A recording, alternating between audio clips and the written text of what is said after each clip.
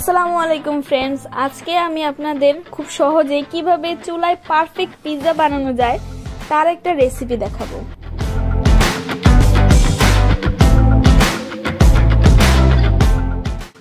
এখন আমরা পিৎজা বানানোর জন্য ডোটা রেডি করব। একটা বলে 2 কাপ পরিমাণ পানি দিয়ে দিলাম, তার মধ্যে 4 টেবিল চামচ চিনি, 3 টেবিল চামচ গুঁড়া দুধ, পরিমাণ মতো লবণ, 1 টেবিল চামচ ইস্ট, 2 টেবিল চামচ তেল অথবা ঘি অথবা ভেজিটেবল ফ্যাট, যার বাসায় যা থাকে তাই দিতে পারেন। ভালোভাবে মিক্সড করে নিব। তারপর 4 কাপ আটা বা ময়দা দিয়ে ভালোভাবে ডোটা মাখানোর হলে তাতে হাতে অল্প তেল নিয়ে ডোয়ের উপরে লাগিয়ে দিব। এতে করে ডোয়ের উপরে অংশটা ড্রাই হবে না, স্মুথ থাকবে।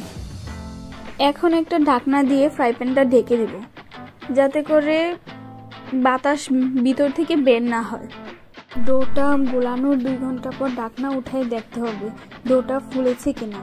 দেখুন আমাদের ডোটা খুবই স্মুদি অ্যান্ড ফ্লোপি হয়েছে, একদম ফুলে গেছে।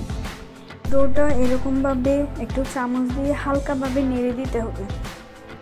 এখন আমরা যে ফ্রাই প্যানটাতে পিৎজা বানাবো ওটার মাঝে একটু তেল বা ঘি ব্রাশ করে নিব। সাইডে তেল দেয়া যাবে না, তাহলে পিৎজার ডোটা লেগে থাকবে না ফ্রাই প্যানের সাথে। আর হাতেও একটু তেল মেখে নিব। এখন ডোটা একটু গোল করে নিয়ে ফ্রাই প্যানটাতে ভালোভাবে গোল করে ছড়িয়ে দেব। এখন আমরা চুলায় একটা লোহার তাওয়া বসিয়ে তার উপর একটা স্ট্যান্ড বসিয়ে নিলাম, আর চুলার আঁচ ফুল ফ্লেমেই থাকবে। স্ট্যান্ডের উপর পিৎজার ডো দেয়া ফ্রাই প্যানটা বসিয়ে দিলাম। এখন আমি ডোটার উপর টমেটো কেচাপ দিয়ে দিব। যার যে কেচাপ পছন্দ তাই দিতে পারেন, বাট আমার বাসার সকলের এই কেচাপটাই পছন্দ।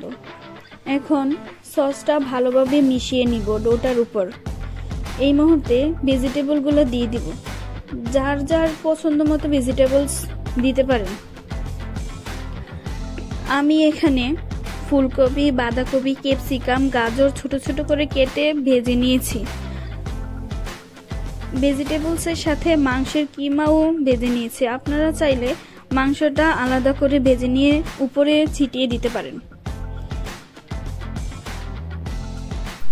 এখন গ্রেট করা চিজ উপরে দিয়ে দিব। এরপর গ্রিন অ্যান্ড ব্ল্যাক অলিভ দিয়ে দিব। অলিভ সম্পূর্ণ অপশনাল, আপনাদের বাসায় থাকলে দিতে পারেন। এক্ষেত্রে মাশরুমও দেয়া যায়। এই দেখেন 5 মিনিট পর আমরা এসে ঢাকনা উঠিয়ে দেখলাম কত সুন্দর পিৎজার ডোটা ফুলে গেছে। আরও 5 মিনিট পর এসে দেখলাম আমাদের পিৎজা রেডি। দেখেন পিৎজার নিচের অংশ কেমন ব্রাউন হয়ে গিয়েছে। এখন 2 মিনিট ঢেকে দিব চিজটা মেল্ট হওয়ার জন্য। আমাদের পিৎজা রেডি। এখন সময় সার্ভ করার। আমি এখন পিৎজাটাকে কেটে নিব একটা কেচি দিয়ে। দেখতেই পাচ্ছেন পিৎজার নিচের বনটা কতটা ক্রিস্পি আর উপরের অংশটা কতটা সফট হয়েছে এবং চিজিও হয়েছে।